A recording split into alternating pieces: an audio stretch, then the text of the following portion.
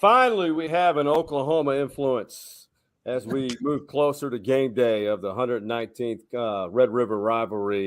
Cale Gundy, a former quarterback, former coach.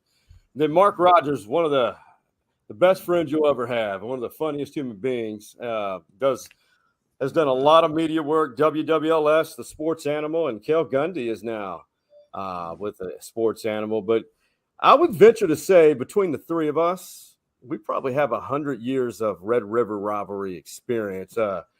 Cale, you saw Quinn Ewers, that piece of video. It's really cool. People who have never been to this game, and we have a feline making an appearance. And I that may happen over here in about 10 minutes. But hey, it's happened at my house too, so don't worry about it, Sean. Oh, man, I love it. 3 men, grown men with cats. There's nothing wrong with it. Nothing wrong with it.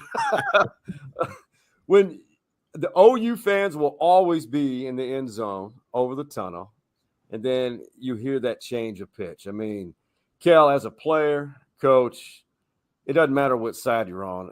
How special is that? Because you still, I mean, you remember that forever, and there's always stories attached to it. It is. I mean, we've been talking obviously all week long and trying to go through as many stories and when I get asked what's your favorite one, I mean, I can't do that. I've been a part of it for close to 30 years now, and it is definitely like no other. And it always starts the Saturday night, 7 days out before you play the game, wherever you're playing, whoever you just got done playing in the locker room. After you've come in there, and most of the times you usually just beat somebody, but it starts right there. It starts talking about Texas. And it's just like no other. I mean, the fans, how they divide the stadium, and the drive-in on the bus through the fair is like no other. People beating on your bus, people giving you the finger, you giving the people the finger back. You get off the bus, just the roar. I mean, it is priceless. It is one of the greatest moments in all of college sports. Mark, you and I don't have the experience as a player or a coach, but you've seen enough of these for a lifetime of memories. When you think about that piece of video and walking down that tunnel onto the field, I mean, in the state fair. Now, you and I have talked about the state fair quite often. There's a lot of memories there. But that's where all this game, how special is where it all starts. I mean, you love, because it is a home game for both teams.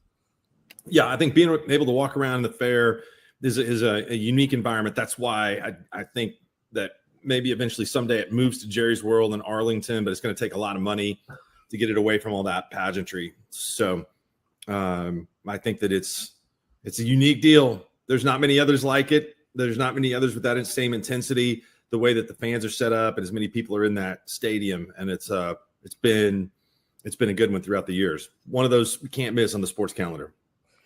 And it isn't. And it's hard to believe that when you look back of how quickly and how often these teams have played. I mean, they played for so long as non-conference, but 119 and OU is closing the gap in this rivalry. I mean, seriously, think about it. It's only a 13-game lead in the win column. But if you look at the 21st century, I mean, I hate to use the word dominance, but the Sooners have really, really put it on Texas in the 21st century. And Cale, back to you on this. I mean, you're played a big role in this, especially recruiting, coaching for Bob Stoops and then Lincoln. I mean, when you look at what you were able to accomplish as a coaching staff to really pull away from Texas in the 21st century. I mean, how were you guys able to do that? Well, it was definitely a lot of hard work. You know, OU went through some tough times there for a little bit in the mid '90s, and it was just it was the perfect storm for Bob to come in and take that job over in December '98 in his first season in '99. It started from there. We were all a bunch of young guys. I mean, Bob was young, Mike Stoops, Brent Venables, Mark Mangino, Jonathan Hayes, Steve Spurrier, myself. Who am I leaving out? But anyways, I mean, just Jackie Ship, just a bunch of young guys. I mean, I was 26, when I was a full-time coach there. And so we had a lot of energy, a lot of juice, and we've been a lot of different places, had a lot of success. And we just started to get the right players in. We started to get the right players in, started to develop the right mentality. And it's been special. There's no doubt. It's crazy when, like, just listen to you say Texas leads that series 63-55. Like, I mean, I'm just clueless because I live in my world from whenever I was playing and in the 90s and whenever I was coaching. The last since 2010. I mean, OU's 10-3. It was won 10 out of the last 13 games. So I like it being where it is now. Yeah. I mean, these are legit 2 top 10 teams, possibly 2 5 or 6 teams or 3 or 4, who knows, but these are 2 legit teams, and we're going to see a great football game on Saturday. Mark, you've seen it as much as I have, and you've seen it up close, probably much longer than I have, because I didn't start going to the game until 1990 or 91. When you look at these numbers, you feel the same as Cale? Like, is that accurate? I'm not that old. I started going about the same time as you. I watched Cale play in a couple of those. He just looks older, Sean. It's a goatee. I need to shave my face, maybe my head too. 16-8 for Cale in that game as a coach. That's pretty good, including a Big 12 championship at Jerry's World. But this is a reflection of Texas being down in the 2010s. I mean, they went through several coaches. They hadn't found the right guy.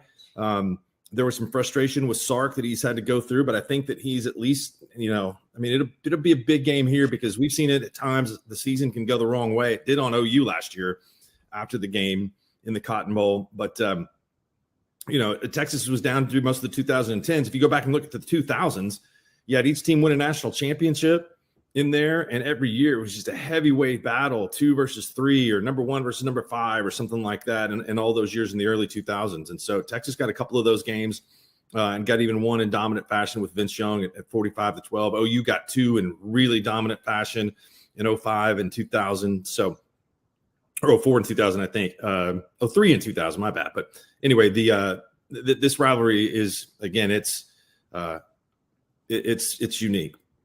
And Cale, if I remember, now correct me if I'm wrong, you were there during the time when Peter Gardere had his run. I mean, not many quarterbacks get to start since their freshman year. And I think he's the only quarterback in this series to go 4-0.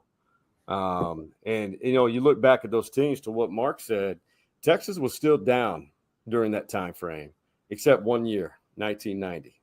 They had that great 10-win team. But traditionally, it's been a streaky rivalry. And I definitely want to let everyone know across the country who's watching this over the state of Texas, state of Oklahoma, this is proof who Cale, one chapter of his life, Cale the QB. And I love the middle picture. This is back when you and your brother, who is the head coach at Oklahoma State, you guys hadn't changed much. There we go. This is couple of 12s. A couple of 12s, Midwest City Bombers. I mean, when you look back, there's not much change. There's not much difference. So whatever you're drinking there in Norman, send it this way. Yeah, look at that helmet there. Look at that helmet, that face mask, and those shoulder pads. I mean, I don't even think offensive linemen wear shoulder pads that big nowadays. I still, every time I see my equipment manager who works in the athletic department, I'm like going, I'd still be playing the NFL today. If I had the shoulder pads that quarterbacks wear nowadays, I wouldn't have thrown so many interceptions, And hey, very blessed to have the opportunity to do the things that I've done and be a part of this program. And I am where I am today because of my decision to stay in the state of Oklahoma and go to University of Oklahoma. And it's just, there's just so much history and there's so much tradition, and again, when you start to try to think, hey, who should I call to try to get on to do an interview? Well, I mean, there's just hundreds and hundreds and hundreds. There's just not like 25 good players. I mean, there's so many all conference and so many All-American players and so many NFL players. And, no, it was, we had a lot of great runs. We had a great run there for a long time there with Bob and with Lincoln. And Texas has always had really good players. I mean, every year Texas if they signed 16 players out of state Texas, we wanted 13 or 14 of them, and they ended up getting about 8 of them. So, for whatever reason, we had a little bit more success in some games. They struggled a little bit in some situations, but still great program, and it looks like they're trying to head back in that direction right now. So this is a big game. This is a big game for both OU and Texas this weekend. It's a big game for OU to find out what is OU football really like. They haven't played anybody worth a damn this year. How good are they? And then it's also a big game for the University of Texas to say, you know what? Yeah, we are back, because that's the huge question mark, and it's been on Texas for a long time. And I'm still one of them too. I still got that question mark. I want to see the exclamation point, and they got a chance to prove that on Saturday. Mark, as we talk about that and talk about the current quarterback of OU, and I've got to put in, it has been the joke for Texas. Vince Young said it at the Rose Bowl, we're back. Then you fast forward, what was that, 05 to 2018, 13 years. And I know it was sarcasm, but they, on the stage of the Sugar Bowl in New Orleans, they had Sam Ehlinger, and he said it, we're back. Texas has not been back. And even during Charlie's last year against when they beat what turned out to be a bad Notre Dame team, Jim Tessitore said Texas is back, and it's been a running joke. And I'm with Cale. You've got to win. It was a great win against Alabama. They've looked pretty good on the lines so far and had great receivers and skill positions, and I think they've got a good quarterback. But one game, one season doesn't make a program. Mark, as you talk about this game and OU trying to get back, what's your thoughts on what I just said about Texas growing and this current quarterback, Dillon Gabriel at OU? They tried to trick Quinn Ewers into saying that at Alabama, but he sidestepped it really well. That's maybe his best play of the entire season. OU's quarterback is playing good this year. That Oklahoma they've got 28 explosive plays of 20 or more yards in the passing game. They've got 4 guys that have 5 or more different players at the wide receiver position. And so I think it's a really good combination. And you look at what Jeff Lebby and Brent Venables has done this year. Last year, I don't think there was very much simpatico between those two guys. I think Lebby was kind of coordinated offense, and really every game he was trying to go as fast as he possibly could. And this year, I think that they have worked better together for complementary football, which is going to be a big thing in this game. Oklahoma really needs to try to run the football. They haven't run it very well this year, but the passing game has not suffered as a result of the inability to run. A bunch of different receivers have made plays for this team, and Dillon Gabriel has done a great job of getting the ball there. I look at something, you look at the rushing yards for him, and I really think the guy is capable. We've seen it even before his injury last year, early in the year. I know he's not a true running quarterback, but he's got speed. I mean, and he can take off. I mean, if Ewers can on a play action can go almost 40 yards, this guy can do it as well, right? Yeah, he can. No, he's a mobile quarterback. I mean, he's what you really want in a quarterback. You don't want the more those guys start to run, they're going to get hit and they're going to get injured, but he is a mobile quarterback that's good enough that, I mean, he can escape and invade and get outside the pocket. And in some run games, I mean, he can pull it on some inside zones and he can go get you 10 or 15 yards. He has the ability to make one guy miss. He can do that also. I kind of cringe a little bit seeing him run because, that's the last guy that OU needs to get hurt, the very, very last guy. So, we'd like to see the running game come on a little bit better with the running backs. And, even though they played a little bit more 10 personnel last week, for the most part, they tripled the amount of 10 personnel. So they played 4 true wide receivers. And a part of their passing game, Sean, how they get rid of the ball really fast. They throw a lot of balls inside underneath 5-7 yards. And really, realistically, all that is pitches. All that is that's run game. It's just instead of handing it to the tailback, they're tossing it to somebody out in the flat. Well, he has UT's respect, and David Benda, who wears number 33 for Texas, who has really come on. I think this is his 5th year. What he said earlier this week, is true respect for Dillon Gabriel's game. What impresses me the most about him is his leadership ability to come into Brent Venables' system and just sort of take sort of the leadership role. And what I've seen from him is a very poised passer, and he's able to run when he needs to. But he's just been very impressive with his passing ability and just his leadership ability to make things go on that offense. With each of us here, I'm not saying Texas would not have won last year, but there's no way 49-0, or even it would have been a hell of a lot closer if Dillon Gabriel was playing last year. Yeah, that game got away from OU early a year ago. There was nothing really they could do. The backup quarterback play a year ago wasn't what it's like this year. Jackson Arnold's been put into games, and he is going to be a really good player out of Denton, Texas. And so Oklahoma's got some more depth there. But I think the biggest improvement for OU really is on the defensive side of the ball. I know we'll talk about that in a minute, but they're a much, much better team that gave up 49 a year ago. So from both of you, when there's always – this game is obviously about big plays and quarterback play. What do y'all see in Quinn Ewers? I see a guy that has yet to play his best game.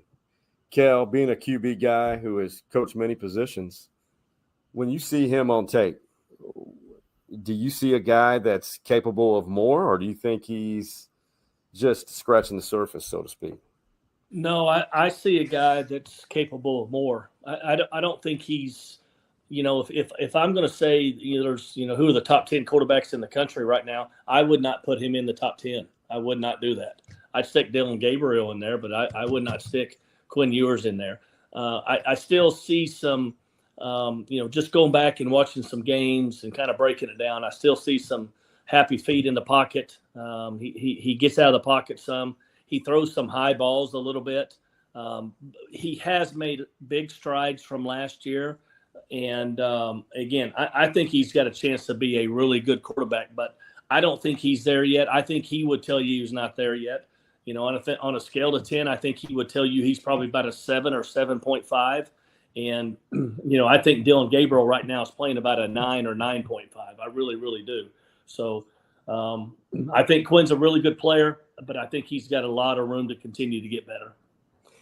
Mark, both of you may remember, Mark met him on here, Stevie Lee, who played defensive tackle in the early 2000s for Texas. He's a co-host of a podcast series we have, and he's still very critical of Quinn Ewers. He does not like his deep ball, even though it's the deep ball which beat Alabama. And Mark, you're a good critic of college football or just college sports period, but would you side with Stevie on that? Because I keep jokingly asking him. I said, hey, are you sold on Quinn yet? And this past Sunday, he said, absolutely not on the deep ball. Cale's a lot better to talk about this than me. But the thing that I think he's susceptible is if there's a blitz coming in that he can get a little antsy, he can throw the ball to the other team. And we saw that happen in some games last year for Texas. Mike Gundy did a great job in his defensive scheming Texas last year in that game in Stillwater, where he made some mistakes, and Oklahoma State was a little bit of an underdog in that game after Texas had played so well against OU, and they were able to win. So that's the recipe for OU, is to try to put pressure on him without giving up some big plays. And I know that throwing the deep ball or not, you can throw a pass. We saw it a couple years ago. You throw one to Xavier Worthy in the flat or just a screen, and it's an 80-yard touchdown. So they can hit big plays without him throwing the ball 40 yards in the air. That's a great point. And Mark alluded to it. We are going to talk about the defenses, which is where I think Oklahoma is the most improved. But before we hit break, we do this to almost all the VIP guests. Cale, a man cave story. Is there any story maybe as a player when you got to play Texas, or as a coach that is as comical today as it was when it happened at the Cotton Bowl? Well, I think I told a story today that probably nobody knows. There's just a very few people. But when I played my last game in 1993, I came in the second quarter of my freshman year in 1990, and we kicked a field goal the last play of the game and missed it. We would have won by 1. Second year we lost by I think 3 points. Yeah. Third year they beat us decent. And then my fourth year, I can remember saying, if I don't win this game, I don't know if I can live in the state. I'm going to have to get the hell out of here. I mean, if I go 0-4 as a quarterback for University of Oklahoma versus Texas, I mean, that was one of my greatest accomplishments, even though it was just one single game. But so I went into that game. I'd got injured the Saturday before. Can't quite remember exactly who we played, but I had a hip injury and was extremely painful. I did not practice the whole week leading up to my senior year versus Texas. I didn't practice Monday through Friday. I get on the bus. We're heading down there. We didn't think I was going to play. And we stayed at the Dallas-Fort Worth Airport Marriott. And I'm in my hotel room. It's about 9:30 that night. Knock on the door. It's my dad. And he's got a brown paper bag, and he's got something in it. And he told me that he was going to bring some medicine and see if he can heal me overnight. There were brownies. Yeah. Well, those would have only worked for a little bit, though, Mark. Medicinal. DMSO. That's a horse liniment. And we put some on my hip that night. I woke up the next morning. My breath was god awful. Your breath is terrible for like 30 minutes. I mean, it comes out of your pores. I mean, everywhere on your body. I mean, everybody in the meeting room, on the bus ride over there, in the locker room, in the huddle. I mean, it was just terrible. But I was able to play that game. We were able to win the game. And, I was about 85, 90%. But I wasn't going to be able to play that game without that DMSO. So that's a pretty good story. Especially That's a great story. An 18-yard rushing touchdown in that game. He ran away from some people.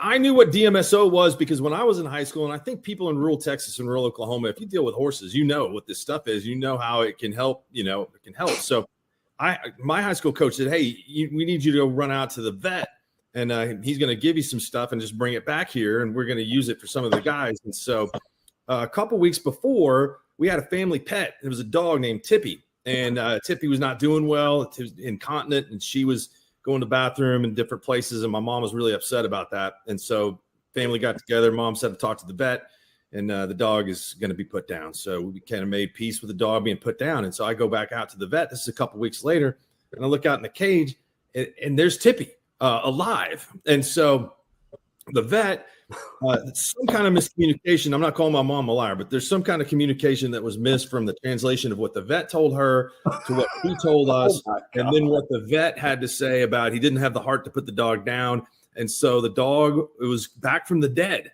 at least in terms of what my mom had told us. So it was a big surprise. I never knew that running an errand out there to get some DMSO would result in the resurrection of a pet. So did Tippy recognize you? I think so. I think maybe she'd been in a cage out there. And so I think that my mom was not very happy with the vet. She never broke poker face and asked the vet why the vet would lie to her and then not put the dog down. So we still, as a family, we will never have closure to this story because everybody's standing their ground. And you never regained possession of Tippy. No, I think that the original Code Red was ordered and then it was delivered a couple weeks later. That is a trademark Mark Rodgers story, which does classify and fall under the category as a man cave story. There's no doubt. Those stories aren't as good as the Fiesta Bowl stories. Oh, no. Oh, Cale, if you could have been with us in Scottsdale or what? Paradise Valley at Camelback Inn. Yeah. Cale was, I'm sure, having a little bit of fun a couple of those years, but not in the media hospitality room, courtesy of the Fiesta Bowl. That was, and let's just say the wet bar there was no cap on it. No cap. No cap. And, well, no cap means something else these days. But it was endless. Apparently, I can't keep up with the Gen Z lingo very well. Hey, Sean. So I'm actually I've got to go Friday night to the OSU Kansas State game up in Stillwater, and then I'm waking up Saturday morning and flying to Phoenix. My daughter lives out there in Scottsdale, goes to grad school at Arizona State. So oh wow, my son and wife are going out Thursday and Friday. So I'll be watching from maybe Paradise Valley out there at some bar, watching the OU Texas game at 9 a.m. out there. Please send pics because we'll send you Wax Cup beer pics, and we need you to send Paradise Valley cocktails to us. Sounds good. But you know that's you're going to lose an hour or two. 2 hours, yeah. 2 hours. Yeah. More respect for you. I am not going to whine about having to get up at 4:30 in the morning. Hey, 9 a.m. is kickoff down there, and I've already been Googling what bars are open at 9 a.m. So. Oh my God. That's our guy right there. I respect that. Hey, and this is something else, you guys, to pour a cocktail and celebrate. This is the 300th episode, and I never thought I'd reach 100, much less 300. And, man, what an honor to share it with you guys, 100%. Well, it's an honor to be in the same company as those Spartans that were so tough in the movies that we saw. So, yeah, this is a different kind of 300, I think. Yep. Oh, that's that Blackwell. That's that Blackwell coming out at him. Is that Blackwell? Almost to Kansas. Hey, there was a certain media member who almost drove to Kansas from Stillwater. Do you remember who I'm talking about? Thought she was driving back to Oklahoma City. Yeah, Mary Rachel, she took it, instead of going south at 51 and I-35, she went north, and they were like looking for her at 10 o'clock. And then she called and said, I'm in Kansas. I'm not. So it was sometimes geography can be tough in the TV business. Those right and left get confusing. No, they are, especially Highway 51 back to 35. You got to pay attention. You know, follow the sun. That's hard. That's hard for these journalists nowadays.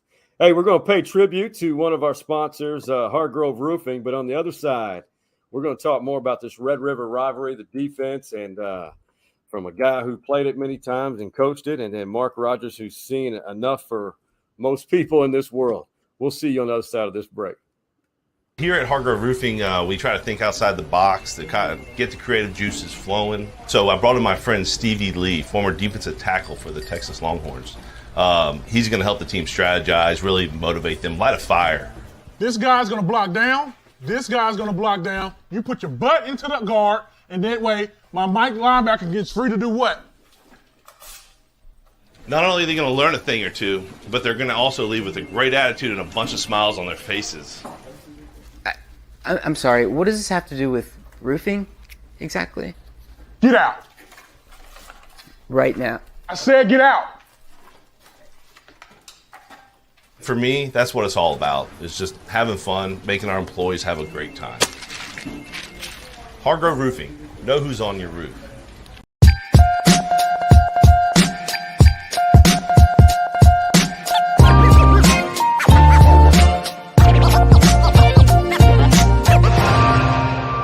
I feel like they're going to come back with a chip on their shoulder, as they should, and I feel like I said, it's like everybody has a dot on us, and I feel like we just need to go in with the same mindset that we're going with every week.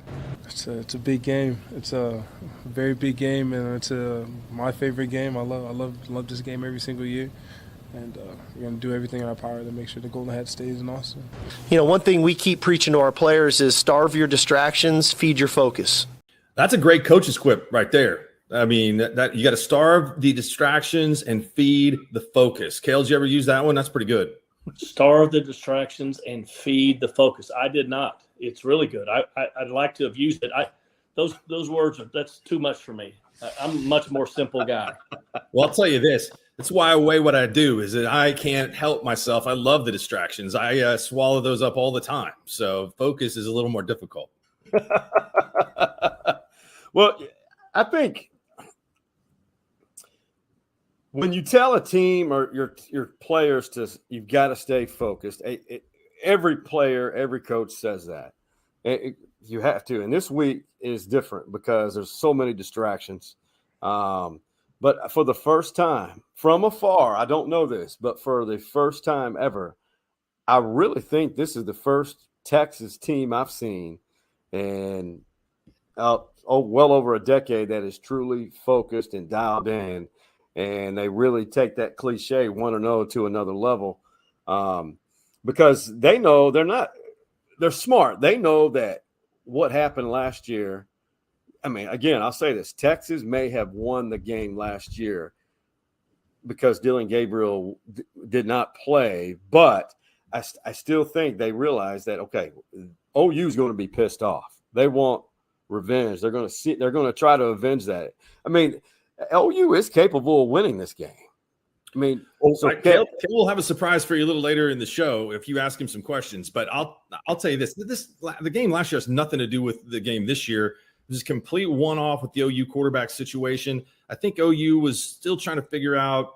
Brent Venables' first year as a head coach was a rough one. It really was. I mean, he was game management had some issues a year ago, and I think that second year for coaching staffs is a really big year. And I think one of the reasons why is that you haven't made a lot of money yet. You've got an initial contract, and if you start winning big, then you're going to make a whole lot more money. And I think everybody's invested, and there's been a lot of work and a lot of hours in the office and all these kind of things.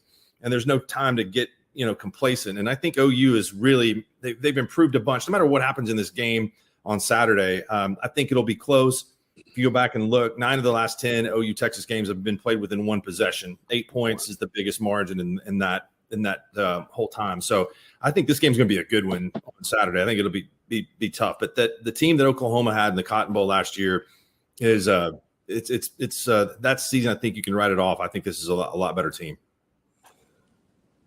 Cale, when you see all this, and you obviously have, even though you've stepped out of coaching, and you're still deeply connected because you recruited a lot of those guys and you worked with those coaches. What do you see with this OU team currently that gives you not only hope, but realizing that's a team that's growing and they're more than capable of handling what's going to be thrown at them in Dallas? Well, the defense is helped this team. I mean, right now, this defense is leading this football team. Even though Dylan Gabriel's playing at a high level, the best thing about OU football right now is the defense, and it's been the defense every single week. There's better players. There's better depth. Do we have, a bunch of all-conference players? No, but we're getting close. I mean, now Danny Stutzman, he keeps doing what he's doing. I mean, he's probably going to be an All-American. I mean, potentially he's going to be a Butkus guy if he can stay healthy. So there's some guys that are really playing good, and some guys, it's just, I told Mark the other day, I go back and I watch some of these games, and then there'll be a number. Somebody will blitz off the edge, or somebody will make a tackle. I'm like, who in the hell, who's that? I've got to look at my roster, So defensively, they've got better football players. They are playing faster. They still don't have anybody dominant in the defensive line. They don't have anybody that can win in a 4-man rush. So they got to bring your 5- and 6-man protections, pressures. But, I don't know Sark really. I know of him, but I don't really know him. But Brent Venables has been from day one. I mean, he's been talking and preaching, and he loves to talk and he loves to preach, and it could get extremely long. But he's been talking and preaching the right things that in order for a football or a young man to be successful on the field, off the field, the same way with the team, the habits, your character. I mean, he's been doing that, even though, whether last year they weren't any good, this year they're 5-0. So you start playing better, and then all of a sudden you start really believing it. But that stuff was going on last year, and it's no different this year than it was last year. His talks and his meetings and the speeches and the media to the talks to the media, it's just they're winning games now. And when you start to win, then people start to really, really buy into it. And I think that's where they are right now. It's funny what you said about Venables when he was the DC for Stoops, and you guys were all together before he left for Clemson. And Mark, this. I loved Brent Venables' interviews, but you asked one question. It's like Cale, I could ask you on camera back in the day a simple question, and you'd give me a 20, 30-second response. For Brent, it was 5 to 7 minutes. And then when you get back, it's hard to edit. Sean, we had staff meetings. On average, they were anywhere from 2.5 to 5 hours. No. 2.5 to 5. That is average. There's sometimes we'd be in there for 4 hours. We'd start at 1:30. It'd be 5 o'clock, 5:30, and we had to pick up the next day. God, no. Yes. And you know what? And here's the strange thing. People said, "What do you talk about?" I said, we talked about stuff that we needed to talk about. I mean, you just didn't sit in there. It wasn't the same thing over and over and over. I mean, we really went through everything. We dissected everything. We broke everything down. I mean, it was literally A to Z. But I'm telling you, on average, 2.5 to 5 hours on average. I don't think I was ever in a staff meeting under 2 hours. Never. Ever. Mark, I think that would create visions of early retirement if that was it really wouldn't be optimal for me. I totally understand. That'd make you want to go drink some DMSO. Yeah, that's right. For sure. Well, speaking of Venables, he was asked, he walked in, Mike Houck, the SID at OU, like all SIDs do, they give coaches the stat sheet or bullet points for the opponent.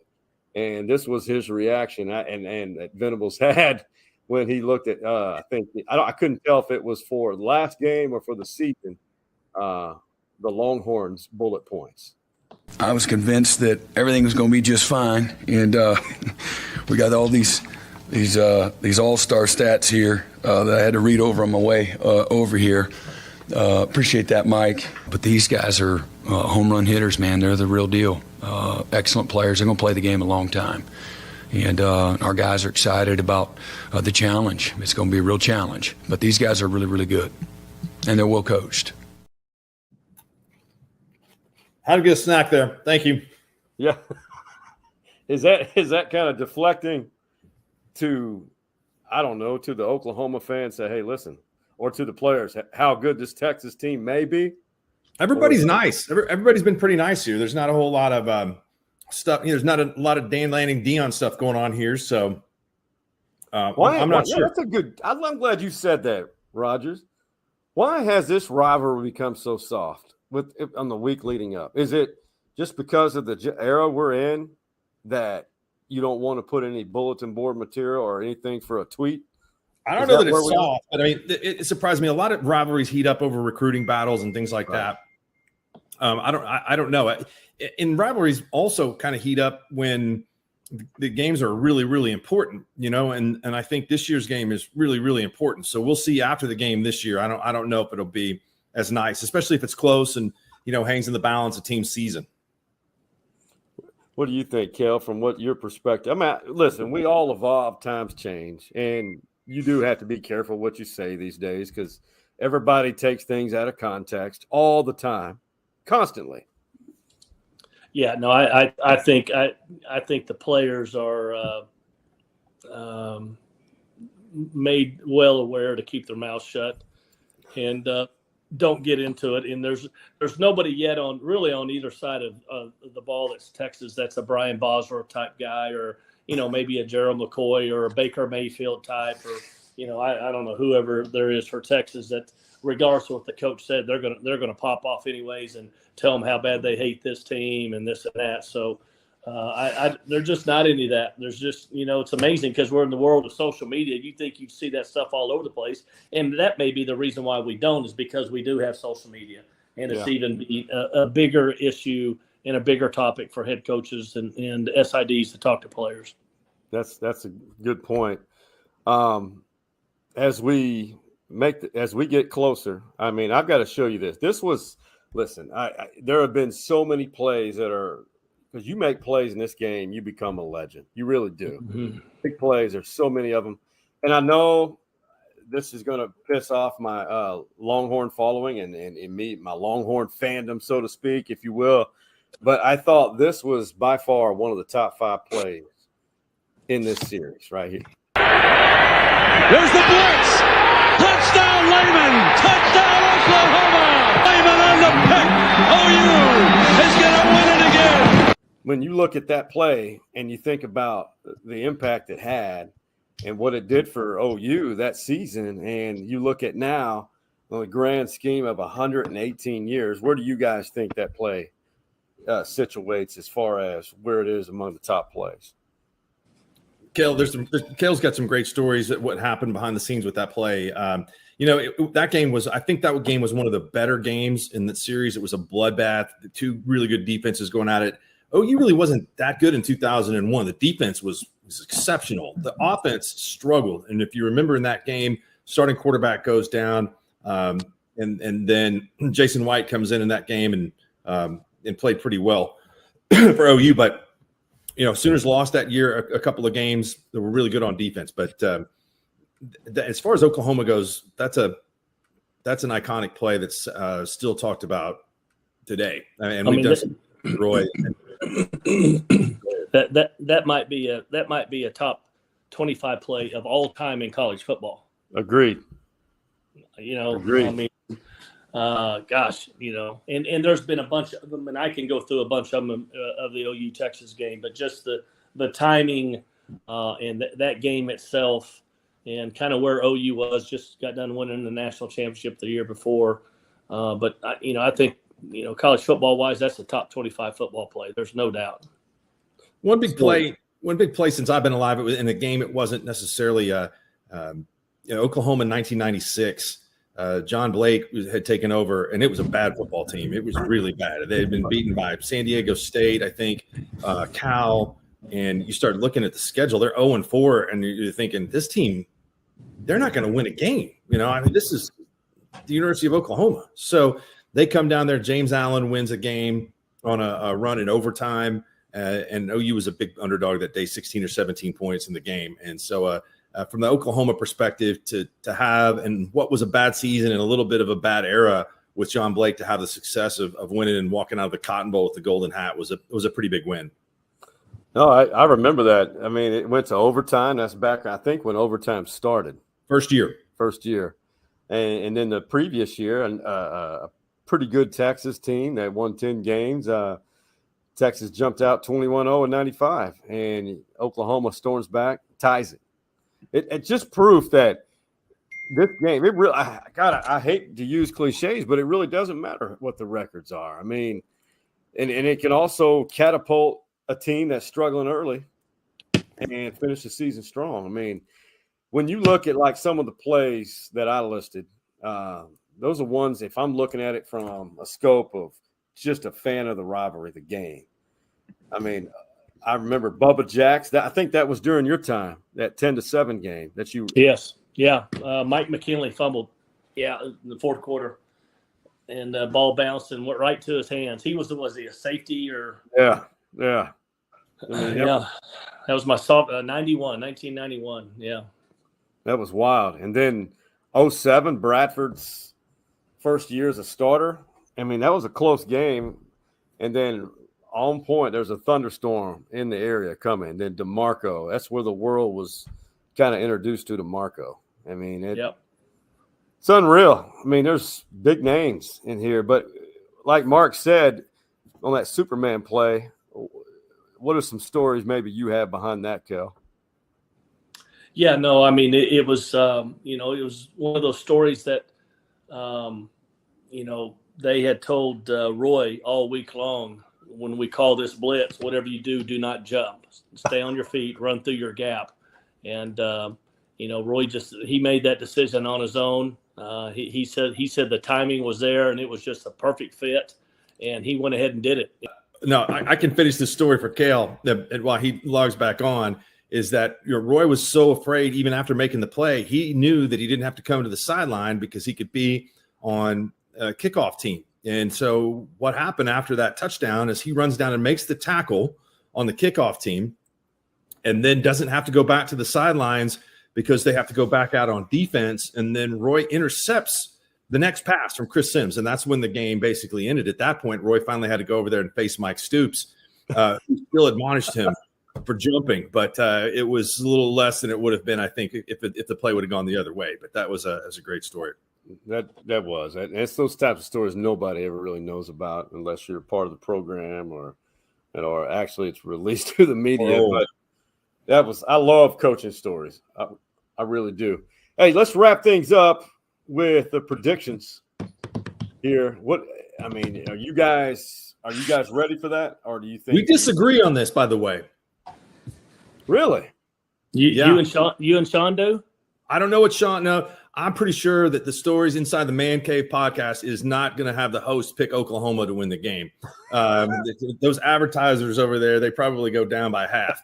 So I like Texas. I like Texas to win the game 31-20. I think Texas is maybe a little bit like a year ahead in their recruiting from where Oklahoma is.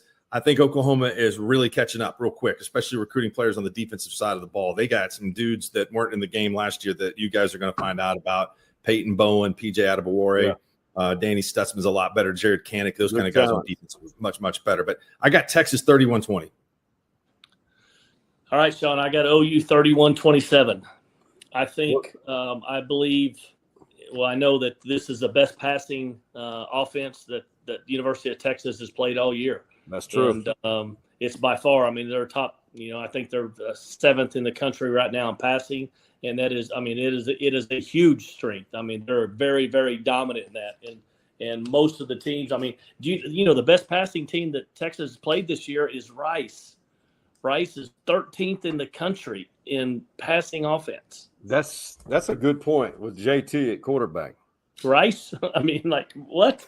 But yeah, Alabama was what? Alabama's in whatever, 100 and whatever they're in. So again, I think it's going to be a different game. And I think Texas, I think OU's defense is going to surprise. I think Brent's going to come up with a great game plan. That's typically what he does. He's been doing it for a long, long, long time. And I think this new OU defense is going to have some success. I don't think they're going to shut them down, but it's going to, again, there's a lot of things. What is it? The passing? Is it the running? Is it the line of scrimmage? Is it the turnovers? Oh, yeah. All that has to do with this. But I think OU is going to win the game 31-27.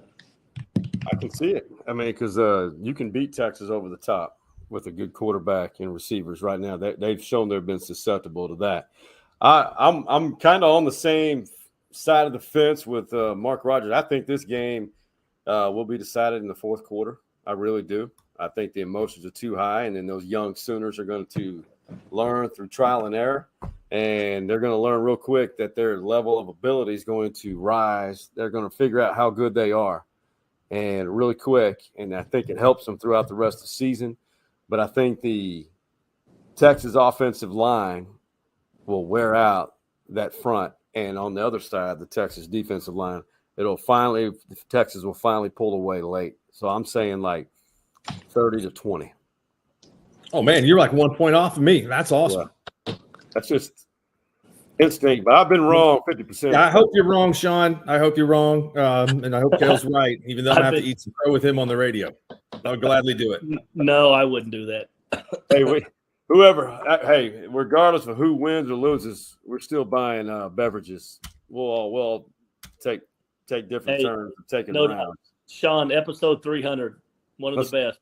Appreciate it so much. I appreciate you guys. Cale, the Mark Rodgers, the pride of Blackwell, and Midwest City on the bottom, man. Much love, you boys. I can't wait to see you guys. Well, you'll be in Arizona. Yeah. Enjoy that. So Paradise Valley. Paradise Valley, man. Go hike Camelback Mountain. It's better when you're not hungover. I will tell you that. Hey, for the Cale Gundy and Mark Rodgers and the OG Man Cave boys, that being Hardball Hards, Big Mike, and Coach Mo, we out.